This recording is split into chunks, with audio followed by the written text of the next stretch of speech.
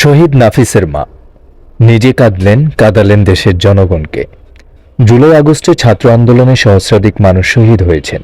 এদের মধ্যে অনেক শিশু, কিশোর, তরুণ, যুবক রয়েছেন। তাদেরই একজন শহীদ গোলাম নাফিস।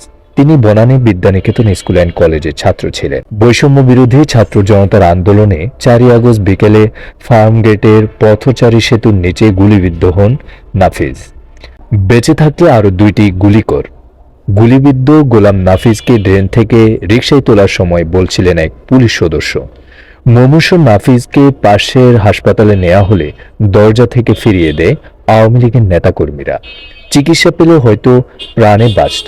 সেই আফসোসে প্রতিনিয়ত দগ্ধ হচ্ছে নাফিসের পরিবার। গুলিবিদ্ধ অবস্থায় তাকে পুলিশ যখন রিকশার পাদানিতে তুলে দেয়, তখনও নাফিস রিকশার রডটি হাত দিয়ে ধরে রেখেছিলেন। এ যেন নাফিস নয়, যেন রিকশার পাদানিতে ঝুলছিল এক টুকরো বাংলাদেশ।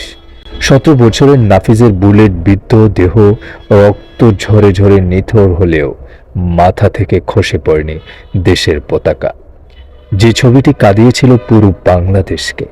নাফিসের সেই ছবিটি আবারও দেশবাসীকে কাঁদায়।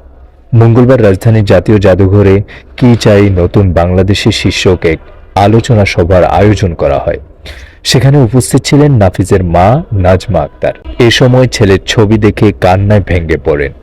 ছেলের ছবি স্পর্শ করে বিলাপের এই হৃদয়স্পর্শী ভিডিও এরই মধ্যে সোশ্যাল মিডিয়ায় ছড়িয়ে পড়ছে। এই ভিডিওটি ছেলে হারানোর শোক আবার পুরো বাংলাদেশের মানুষকে কাঁদিয়েছে। আমরা নাফিসদের ভুলব না।